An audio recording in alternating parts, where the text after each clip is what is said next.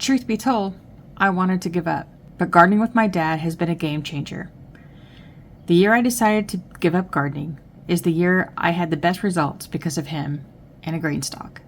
Or two.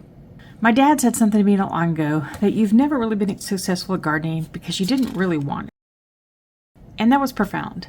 He's right. While I love preparing the garden and love the idea of a garden and the security of growing my own food, I didn't really want it enough to work for it. While I love preparing to garden and love the idea of a garden and the security of growing my own food, I didn't really want it enough to fight for it. And by fighting for it, I mean that after 2 or 3 months, when things would start to die off because of bugs, because of weather, because of heat, I wouldn't fight for it and just try to struggle through it. I would let myself give up because I knew I had a backup of the store. And I'm still okay with that. I still know I have a store when I know I cannot grow all of my own food. But this year has been so much more pleasant to growing because I've got Dad there to encourage me, and we've done so well by harvesting strawberries and tomatoes and parsley and basil and thyme and oregano and all the strawberries. Did I say that already? And we're about to harvest our first zucchini, and I'm just excited about what's coming out from the garden. We're also growing greens, which I do a lot of lettuce, mesclun, arugula, and here I've got radish tops and beet tops that are coming out to be used for making green powder for my family. So let's talk about dehydrating herbs, and I want to give you some tips to do it. First, always rinse them off if you can, because you've got bug poop, you've got stuff landing on it, and you've got dirt. You want to rinse that off before you dry. Also, when you've rinsed them off, let them air dry some or pat them dry so they're not soaking wet going into the dehydrator. Sometimes that causes some greens to turn really dark in the machine, like basil's one of them that does that particularly. So just pat them off before you put them in. Something else I do is large leaves on thick woody stems. I tend to de-stem first and just put the leaves in because it makes it easier to store more in the dehydrator. And something you're not hearing right now are the cats meowing like crazy in the background, begging for even more catnip than I'd already given them just like 5 minutes ago. The next thing I do is for things like thyme, oregano, and other small leaf herbs that are on stems like this, I will just go ahead and put the whole thing in the dehydrator because it allows me to do that without the leaves blowing all over if I open the machine or close the machine or just during the process, and I can de-stem after and it works just fine for me.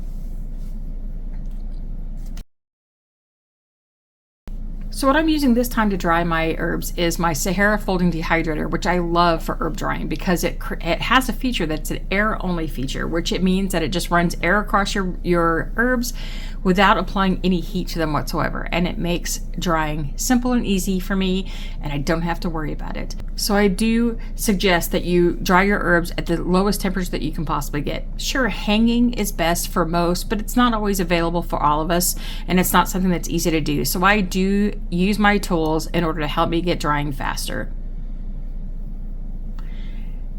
That was a little checklist that I try to remember to put together when I'm doing herbs because I will never be able to identify them all when I'm pulling them off the trays because sometimes they look exactly like when they're dry. So I keep a checklist about what I'm putting in, especially when I'm doing multiples together. Now here's where you see me taking those lettuce and radish greens and creating a green powder. This I'll use to add into foods that I cook all the time to add extra nutrients for the family. Okay, as we watch me start to de-stem the dill, I want to talk a little bit about food preservation and why we do it.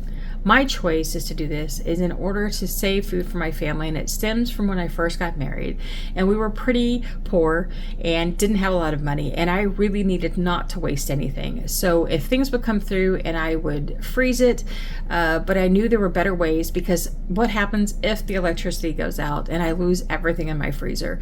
And so dehydrating became the way that I chose to save because back then canning was very daunting to me and I didn't want to do it, and this was the way I could do it best. So I got a really cheap, inexpensive Nesco dehydrator, the square one, and it was wonderful. I loved using it, and it helped me get started on this journey that I've been doing for probably now 15 years at least, if not more, in storing food for our family in the pantry. And it gives us a sense of food security and the fact that we won't lose things if something happens to the electricity. But I also asked some readers not long ago why they preserve, and the answers were all across the board, some very personal and some pretty raw because of what they were going through at the time. Peace of mind is one of the big ones, is that they knew that they would have food in their pantry for any kind of emergency that life threw at them, whether it was a job loss, it was illness, it was a natural disaster in the area, or any kind of other emergency that life threw at them. And it also gave them the ability to help other friends and family members in case they needed help. And I also encourage you, if you have elderly neighbors, using some of your preserves to help take care of them when they need it is an awesome idea. Some others talked about not wanting to waste. They didn't like the idea of buying food from the grocery store or growing it and then having stuff sit in the refrigerator and then just sit there and rot. So dehydrating is a great way to take care of anything that you have left over and put it on the shelf to use at a later time. Some were doing it to hedge against inflation because they knew that grocery prices now are never going to be this low again, and so they preserve at today's prices to eat at a later time. Some love just being creative and finding new ways to use their food that they'd never thought of before, and that's a great way because it's so fun to figure out how you can use fruit powders and then how you can do things with zucchini that you've got loads of and you don't know what to do with it, to make breads and to make all the other things that you can make with zucchini flour. No matter why you dehydrate though, or any other preservation method that you use, take pride in what you are doing. You are doing a great job putting food away for your family for times that you may need it, or just to have on the pantry to use at any time that you need. But I want to also encourage you to be supportive of everyone else's efforts, even if they're not something that you would choose to do. I know I will never be able to grow all the food that my family needs, but I know that I can enjoy the time that I have with my dad right now, growing everything that I can. And another reason, a lot of people who grow their own food, who have gardens and who are doing it all the time, said that they actually preserve food they buy from the store to hedge against when their garden fails, because they want to make sure that no matter what they're growing and what doesn't produce, they still have that on the shelf to take care of their family when they need it. It's something that's about to happen here. My dad came in with Shelby, was about to go out into the backyard, and he's like, "Wow, what is that smell?" I said, "Yeah, it's the mint." He goes, "Yep. I love that stuff. It smells great." And it does. Mint is probably the strongest smelling herb that we put aside, and I love using it for my iced tea and in cooking. It's so prolific and a great thing to keep on the shelf. Now, as we're starting to destem the thyme, I wanted to remind you that it makes it easy to do it this way, but you are going to get little bits of the stems in your leaves. And for me, it doesn't matter, because once you pull it out and kind of run it between your palms in order to put it into a dish, most of that will get down to where you can't even tell it's there anyway. So what I do is I get these destem and then take the time to pick through and take out any larger stems that might still be in there that might be problematic. Just takes a few minutes. It's not that long. And it gives me a time to listen to a podcast, to listen to a book, or just a daydream about what my next project's going to be. So here is where I want to show you that here's how you can test whether an herb is done or not. Run it through your palms and see if you can still identify the flavor of it once you've done that. If you can, it's still good. Go ahead and use it. If you cannot identify the smell once you've done that, it's given up its life and it's time to go into the compost pile or out into the yard, or however you'd like to dispose of it. Herbs have a shelf life. They don't last forever, but it will vary depending on the herb, the amount of oil in it, how you've stored it. So the best thing is about 6 months, and then start checking just like we did.